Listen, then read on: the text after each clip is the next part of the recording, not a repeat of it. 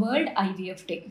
ప్రతి సంవత్సరము July 25th world IVF డేగా సెలబ్రేట్ చేసుకుంటాము.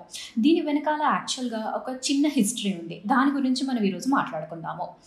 ఈ జూలై 25th రోజు లూయి బ్రౌన్ అనే ఫీమేల్ ఆ రోజు ఫస్ట్ ఐవీఎఫ్ ఫీమేల్ అనేది పుట్టిందనమాట. సో ఈ జన్మ అనేది ఇంగ్లాండ్లో జరిగింది. మనకందరికీ ఇది ఒక్కటే మ్యాక్సిమం చాలామందికి తెలుసు. దీని తర్వాత అనేది 67 days తర్వాత మన ఇండియాలో మన Indian scientist, great Indian scientist doctor Subhash Mukherjee కూడా ఐవీఎఫ్ చేశారు. ఈ ఇన్ఫర్మేషన్ అనేది చాలామందికి తెలియదు.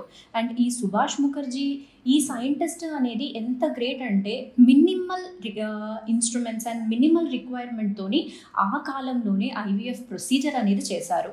బట్ ఆయన కొన్ని అనివార్య కారణాల వల్ల ఆయన చేసిన ఇన్ఫర్మేషన్ అనేది పెద్దగా బయటికి రాలేదు. ఈ ఇన్ఫర్మేషన్ అనేది డాక్టర్ ఆనంద్ కుమార్ ఎప్పుడైతే ఐవీఎఫ్ అనేది 86లో చేశారో ఆయనది ఐసీఎంఆర్ అనేది ఆర్కిటెక్ట్ ఆఫ్ ఐవీఎఫ్ అన్నట్టుగా బిరుదు అనేది ఇచ్చారు. బట్ కొన్ని సంవత్సరాల తర్వాత ఈ డాక్టర్ ఆనంద్ కుమార్ ఎప్పుడైతే కోల్కతా వెళ్ళారో ఆ డాక్టర్ సుభాష్ పేపర్స్ అన్నీ చూసారనమాట. చూసి నాకన్నా ముందే ఈ డాక్టర్ సుభాష్ ఆల్రెడీ ఐవీఎఫ్ చేసున్నారు అన్నట్టుగా బయటపడింది.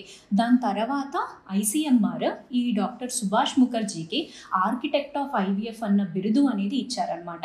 సో మనము ఈరోజు వరల్డ్ ఐవీఎఫ్ డే సందర్భంగా మనం అందరము ఈ సుభాష్ ముఖర్జీ డాక్టర్కి ట్రిబ్యూట్ అనేది పే చేయాలి. ఎందుకంటే ఆయన చేసిన దానివల్ల మనము ఈరోజు ఇంతమంది చైల్డ్లెస్ కపుల్స్కి ఐవీఎఫ్ అనేది చేయగలుగుతున్నాము.